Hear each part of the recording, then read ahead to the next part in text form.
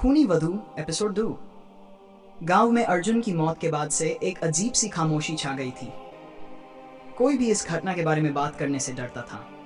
हर कोई जानता था कि कुछ तो भयावह हुआ है, लेकिन कोई इसका सामना नहीं करना चाहता था। इस बीच अर्जुन के छोटे भाई विक्रम ने ठान लिया था कि वह अपने भाई की मौत का रहस्य पता करके रहेगा।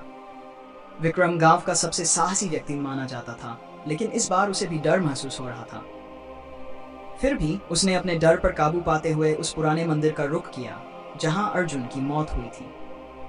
रात का समय था और विक्रम अकेला मंदिर के पास पहुंचा। चारों ओर सन्नाटा था, बस हल्की हल्की हवा की आवाजें सुनाई दे रही थीं। मंदिर का दरवाजा बंद था, लेकिन विक्रम ने उसे धकेल कर खोल दिया। अंदर का माहौल ठंडा और भारी था। विक्रम ने मंदिर के अंदर कदम रखा। चारों ओर अंधेरा था, बस कुछ दियों की मध्यम रोशनी दिखाई दे रही थी। अचानक एक हल्की सी फुसफुसाहट सुनाई दी, जैसे कोई उसके कान में कुछ कह रहा हो। विक्रम ने अपने चारों ओर देखा, लेकिन वहां कोई नहीं था। अचानक उसे मंदिर के एक कोने में हलचल महसूस हुई। उसने देखा कि राधा, जो अब खूनी वधू बन चुकी थी, वहां खड़ी थी। उसकी आंखें पहले से भी ज्यादा लाल और चमकदार थीं। उसके चेहरे पर वही घिनौनी मुस्कान थी जो अर्जुन की मौत के समय थी। तुम यहाँ क्यों आए हो विक्रम? राधा ने एक भयानक आवाज में पूछा।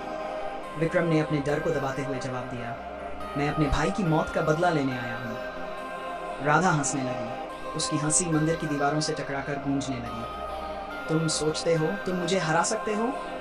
मैं अब सिर्फ एक आत्मा नहीं, बल्कि एक शापित आत्मा हूँ, जिसे किसी भी कीमत पर शांति नहीं मिलेगी।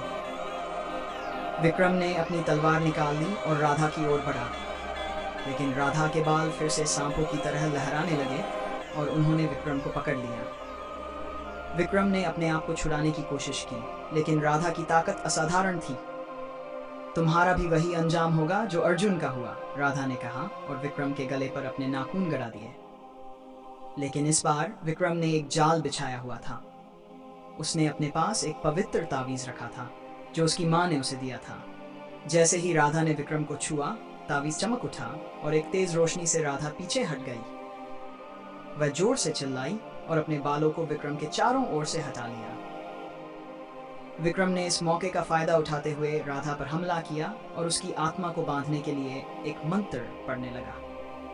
राधा की चीखें मंदिर की दीवारों से टकराकर पूरे गांव में गूंजने लगीं और कुछ ही क्षणों में राधा की आत्मा एक जोरदार धमाके के साथ गायब हो गई। विक्रम ने राहत की सांस ली, लेकिन वह जानता था कि यह खत्म नहीं हुआ है।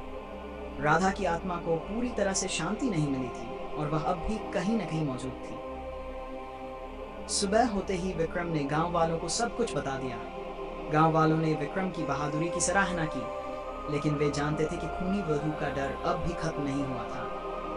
एपिसोड 2 समाप्त।